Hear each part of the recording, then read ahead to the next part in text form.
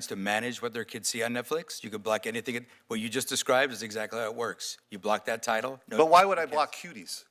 What would, if a G-rated movie came out called Cuties, why would I have any belief as a parent that it would be related to over-sexualized kids? That film you're speaking of is a... On June 20th, 2020, on its X page, Netflix posted a video titled, quote, "To my white friends, guilt, shame, embarrassment," end quote, and saying, quote, "We need to do everything in our power to amplify that message." Do you stand by that statement?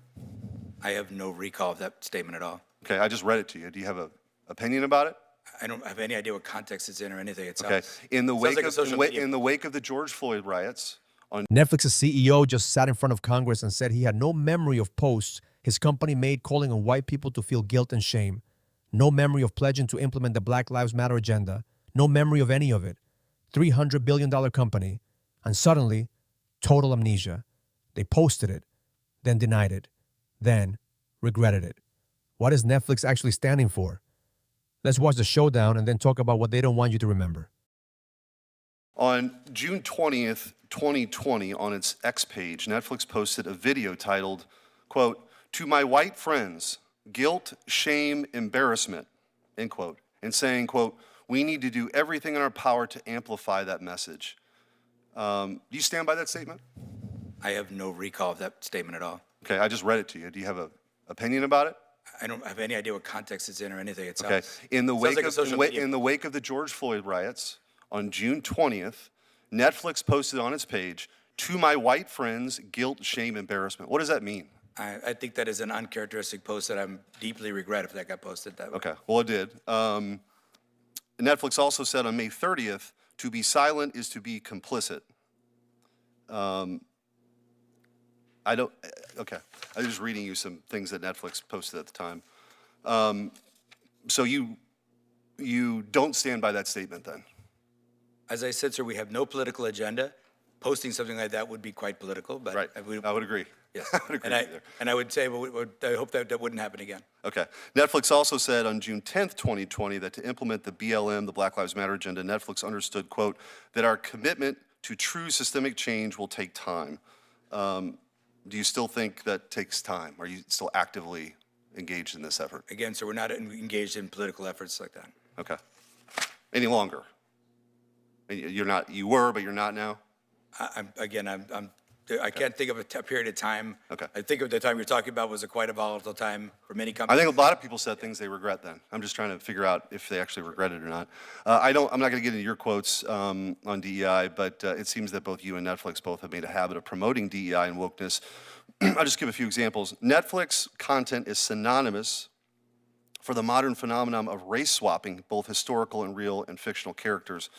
Just a few examples. Netflix made Black Vikings. Netflix changed Cleopatra from Macedonian to black. Achilles changed from Greek to black.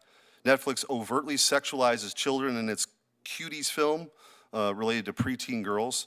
You mentioned earlier that you can block for titles.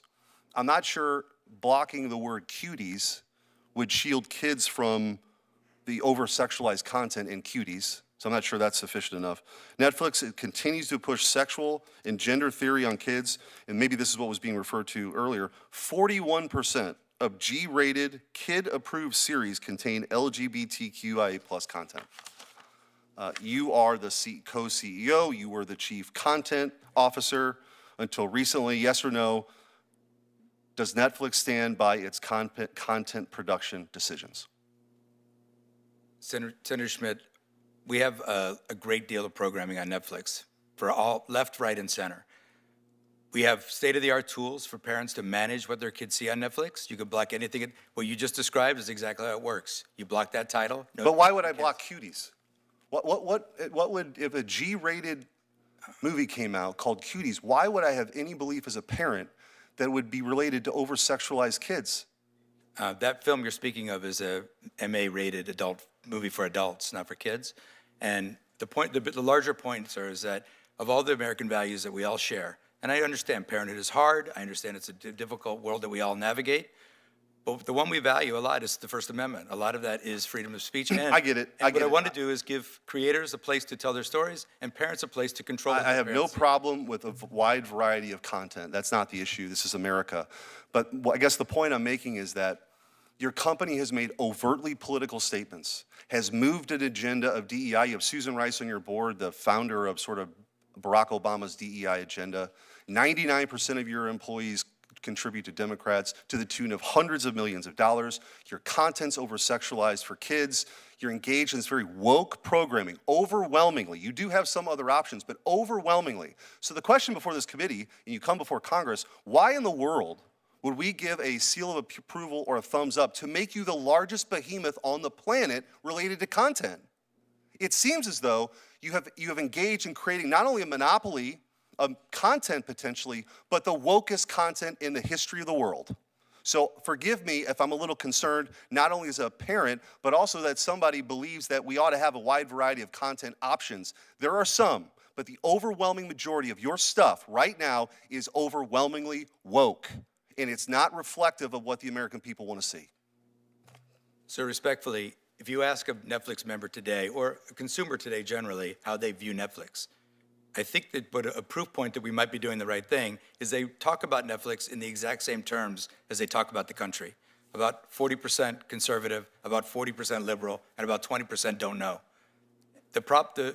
You can look for and you can search for a character, an image, or But that's not what it is. Those are not the statistics I gave you. I don't know what those The statistics came from, sir. 40% of your content for G-rated stuff has LGBTQIA themes. So they don't, I respectfully don't Well, know how they we're would happy to deliver follow up, and and do I'd that. love to get a response. Netflix wants to be the biggest content platform in human history. And last week, their co-CEO sat before Congress and got exposed, not by some gotcha ambush, but by his own company's words. This is a breakdown of exactly what happened and why it matters. Senator Schmidt read Netflix's own post back to the CEO, June 2020, official Netflix account. To my white friends, guilt, shame, embarrassment, with a caption saying they do everything in their power to amplify that message.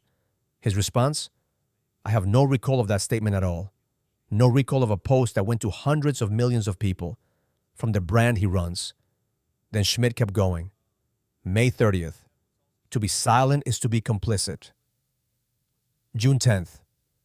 Netflix pledging to implement the Black Lives Matter agenda. By the end, the CEO was calling it all uncharacteristic and saying he hoped it wouldn't happen again. So let me get this straight. You don't remember it, but you regret it. You can't have both. Either you knew what your company stood for or you had no idea what your company was doing. Neither one is a good look. And this wasn't just tweets. This was the product. Black Vikings, a Black Cleopatra, Achilles recast. History rewritten, not for accuracy, for ideology. Then there's Cuties. The CEO called it an adult MA film. Fine. It's still on a platform with a kid's profile. And if a parent sees a title called Cuties, nothing about that word says protect your child. Telling parents to just block it only works if they know what to block. Netflix built the problem and then sold you the solution. And here's the number that should stop you cold. 41% of G-rated content on Netflix contains LGBTQ plus themes. G-rated. Designed for small children. Nearly half. Without asking you. This didn't happen by accident. Susan Rice, Obama's DEI architect, sits on Netflix's board. 99% of employee political donations go to Democrats. They built an ideological machine, ran it loud for years, and now that the culture has shifted, they want you to forget it ever happened. That's what the amnesia is really about. Netflix doesn't want to be seen as political anymore. But neutrality isn't something you get to claim after spending years picking a side. They said what they believed when it was safe to say it. Now it's not. And suddenly nobody remembers anything. So what is Netflix today? A neutral platform, or a cultural force shaping the narrative? The answer depends on who you ask.